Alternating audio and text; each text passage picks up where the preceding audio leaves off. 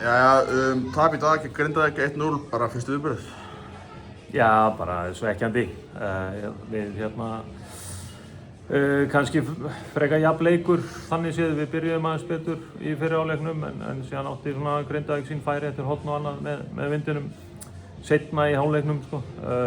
En síðan einhvern veginn náðu að gera nógu vel úr stöðunum okkar í seinni hálfleik og fáum svona allt ódýrt mark í bakið. Þið byrjuðum með, þú segir, fyrstu 20 allavega bara mjög vel. Svekkjandi að ná að skora fyrstu 20 allavega með yfirbyrjunna.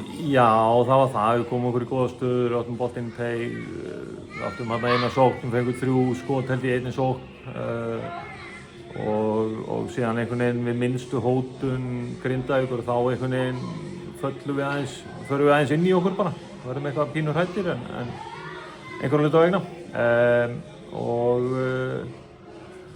Og síðan bara breytist leikurinn í seinni hálfleik, við erum aðeins með vindinum en einhvern veginn náum ekki að hóta markinu nógu mikið. Ólafur Ísson var frábær í dag, að mínum mati maður leiksins.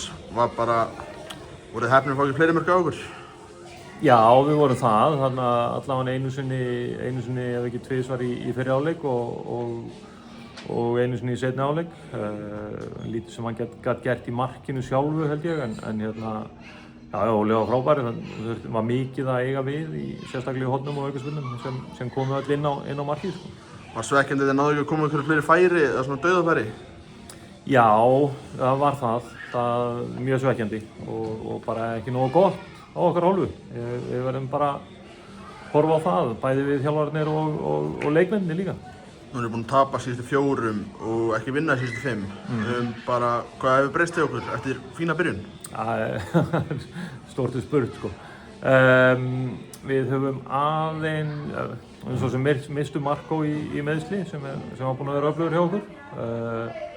Við höfum aðeins svona þurft að rótira liðinu á köflum bara vegna smá eiginlega meiðsla eða meiðsla í leik. Við þurfum að taka Adam út af svona mjög snemma í dag til dæmis og hann var einhvern veginn búinn að vera fínn síðustu 2 vikur á æfingum og hann og við heldum að hann væri bara heill og tilbúinn í slaginn en það er eitthvað sem komið upp á. Það er aldrei gott, það þurfa að gera skiptingu snemma. En það átti svo sem ekki að breyta ásýnd leiksins þannig. Við var bara ekki nógu gott á okkar hálfu í dag. Var þetta alvarleg meiðsli hjá Adami? Nei, ég held ekki. Það var bara einhver smá stífleiki í kálfa eða læri eða eitthvað slíkt. Þið mistu núna einn af einhverjar betri mönnum, Anseni. Voruð búin að skoða einhverjar styrkingar? Nú lokar klukkan allir í kvöld. Við vorum búin að skoða nokkra möguleika, já. Bæði varnarlega og sóknarlega og það lítur ekki út fyrir að við fáum hann í þessum glugga. Það er ekkert í kvöld og þú veist, þá er þetta bara hópurinn sem við erum með og við treystum leikmönnunum og þeir verða að treysta sér líka í verkefni. Ertu svekktur að fá okkur neitt leikmann inn? Já og nei, við erum að horfa kannski á þetta til lengri tíma líka.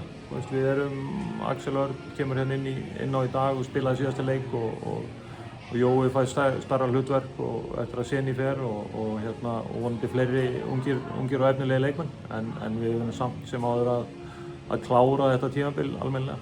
Takk fyrir það, gangi vel. Takk fyrir það.